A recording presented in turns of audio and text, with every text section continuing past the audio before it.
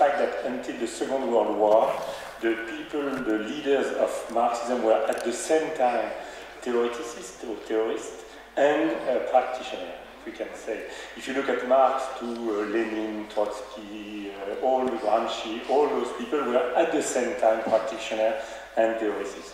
After the Second World War, we had a big shift, and generally Marxism was confined and limited at the academy, when the practitioners were less theoretists than they were before. And that's a real challenge, because there is a risk of split between those two branches, between action and theory. And I'm very happy to be here with Alternative, because in Russia, I think the good job you do is to try to resolve this contradiction by working directly with the social movement, with the alter-globalist movement and all those kind of new movements. My second remark, it's perhaps more complex, in my opinion at least, is the idea that the doctrine in which one we were 20 years ago, 30 years ago, has today to be revisited globally. We were talking here about the failure of the state socialism, the USSR socialism. But we can say, and coming from France, we can say that the other branch of the left, the social democracy, tried another way to achieve some social goals with a sort of state capitalism. In France, for example, the left parties and the Socialist Party was in power in the 30s, after the Second World War, and recently in the 80s. In those three cases, what they did is to nationalize big companies and to take over a lot of companies and to try to planify economy. Frankly, the result was not good at all. And what we have to think about is how to have another kind of doctrine, another kind of socialism. And for that, I think, and I come back to my first remark, that it's very important to look at what's happened in the society. Not only in the theory, but what happened through the bottom, through the societies. And two families of ideas are, in my opinion, very useful. One is all the things coming not only from ecology, but also from a lot of more traditional society. Emmanuel Wallerstein talked about the Buen Vivir. Leo Gabriel here talked about also the Buen Vivir.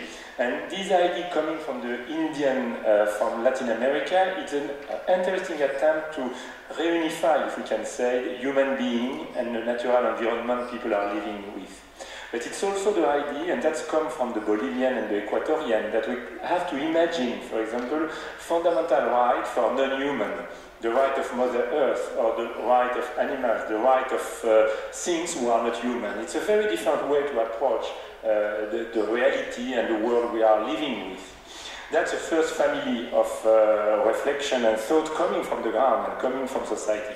The second family of thought is all the idea of commons good. And it's an interesting idea because it's different than the public.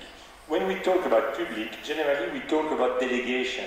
Is the state or the municipality or the university or the hospital who are public, which is good. I prefer to have them public instead of private, but there is a delegation. They are not things who are done by the people, but things who are done for the people, which is not the same. And in the notion of common good, you have the idea that the people are doing the things. For example, in the workshop we were together with media, we were talking about Wikipedia. Wikipedia is done by everyone, by you, by me, and it's not done by an institution. Wikipedia is a common good. And we have a lot of common good coming from the knowledge, but also the nature. And this idea of common good, it's a way to resolve this kind of conclusion that public generally become bureaucratized. It's a way to give a new appropriation to the people on the content of what they are doing. And the interesting things in a lot of common good, it's also that they are not planified. There is no plan for Wikipedia, there is no architect, there is no planification.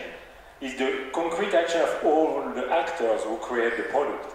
And it's a totally different vision of how to organize a society.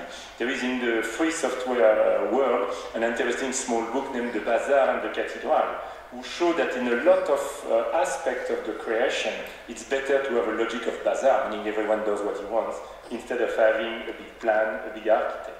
And those thoughts, of course, are not a global program, but they give us some elements to think a socialism totally different than the socialism we knew in the USSR, but also in the Western world. Thanks a lot. Thank you, Christophe and Leo.